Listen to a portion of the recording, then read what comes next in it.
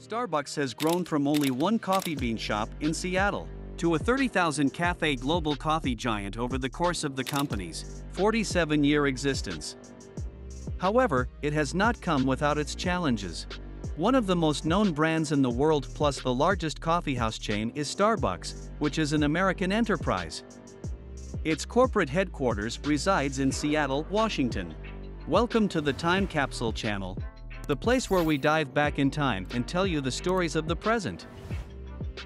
Now let us dive into the history and get the best understanding of how the Starbucks company has evolved immensely with the cause of time. Although you are aware of this company's progress, you never considered its past. So, if you're interested to learn the fascinating tale of the Starbucks giant, take a seat patiently and watch this video. Jerry Baldwin, Gordon Boker, and Zev Siegel created Starbucks, which launched its first location in 1971, next to Seattle's famed Pike Place Market. The three different founders of Starbucks had a pair of traits in common. They were all academics and they also all enjoyed drinking coffee and tea.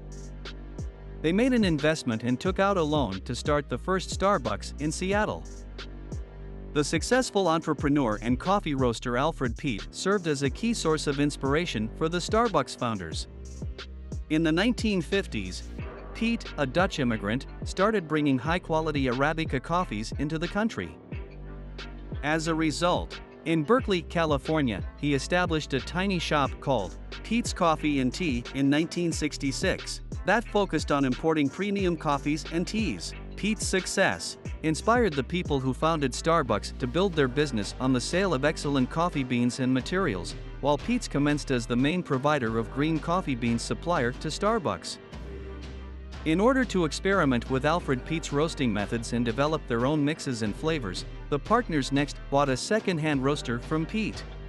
After a while, Starbucks built 4 branches in Seattle, setting itself apart from the competition with its excellent freshly roasted coffee. The two surviving partners were left alone when Siegel decided to pursue other interests, and Baldwin stepped over as president of the business. It is no secret that Starbucks has experienced difficulty attracting more American consumers to its cafes. Although revenues have increased, the number of client visits has remained constant. Now let's look into the period of rapid growth and improvement for the Starbucks company. A sales agent for Hammerplast, a Swedish supplier of kitchen appliances and home goods from which Starbucks purchased drip coffee machines, Howard Schultz, noted how enormous the company's orders were in 1981 and decided to go see it. In 1982, Schultz was employed as the head of marketing after deciding to seek work at Starbucks. Due to their ignorance of satisfactory coffees, new consumers could occasionally feel uncomfortable in the stores, so Schultz worked with store staff to improve their customer-friendly sales strategies and created publications that made it simple for buyers to acquire information about what the company had to offer. When the firm sent Schultz to Milan, Italy, for a worldwide housewares exhibition in the spring of 1983, he became fascinated with Italian coffee bars and the romance of the coffee experience. He had a vision to bring the Italian coffeehouse tradition to America. He wanted to create a place for human connection, conversation, and one that fostered a sense of community, a third place between work and home. He was inspired to implement a similar strategy at Starbucks, and imagined rapidly expanding the company's small regional business into a nationwide network of coffee shops. Baldwin and Boker, yet, were not supporters of Schultz's suggestion since they weren't interested in Starbucks moving too far from its established business plan. They preferred that Starbucks stay true to its original mission of selling only coffee plus related products, rather than evolving into a coffee and cappuccino bar. So, Schultz left Starbucks in 1985 and launched his own coffee chain named Il Giornale, which proved to be an instant success and swiftly spread into other cities. When Boker and Baldwin both planned to sell Starbucks, Schultz acted quickly to take advantage of Il Giornale to buy the firm with encouragement from investors. He integrated all of his businesses under the Starbucks name, devoted himself to the cafe model of operation, and boosted the sale of equipment, coffee, plus other goods at Starbucks outlets. The coffee shop network expanded from having fewer than 20 locations to having more than 100 under Schultz's direction within merely 4 years. Then Starbucks began a rapid phase of growth that never ended. In 2000, Schultz made the decision to quit his job as CEO, but keep his position as chairman. Although the business had more than 15,000 outlets globally by 2007, it was struggling, and Schultz returned appointed as CEO back again in January 2008. In order to ensure fresh growth opportunities, he directed the sale of 900 outlets and put into place an ambitious plan that included the launch of a coffee instantaneously brand. He also oversaw adjustments to the Starbucks menu. As a result, the coffee shop chain started serving meals in its cafes in 2003. In 2017, Schultz resigned from his position as CEO once more, and Kevin Johnson took over that position. Schultz remained involved with the business and held the position of executive chairman until 2018, and then Myron Ullman took over this position.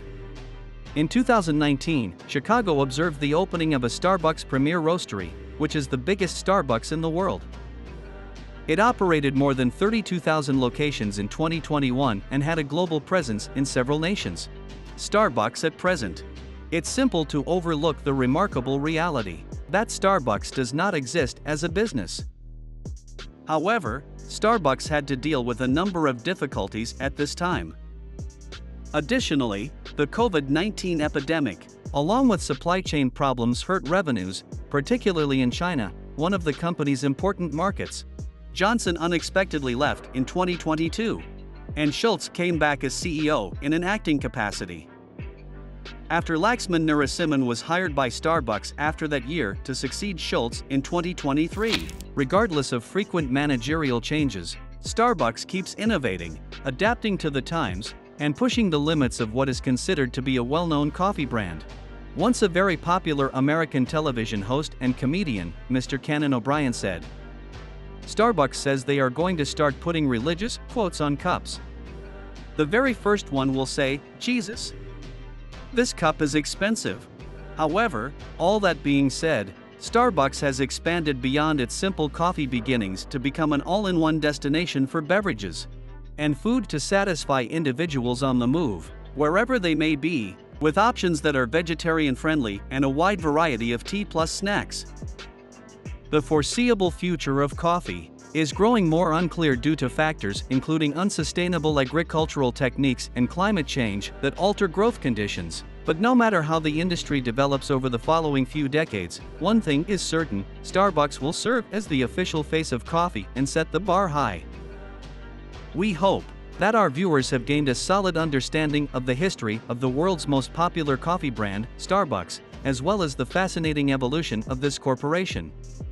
This is now one of the most widely recognized and liked brands among customers. Did this buzz your curiosity for more? What would you like next? Thank you for watching, subscribe, and follow for more.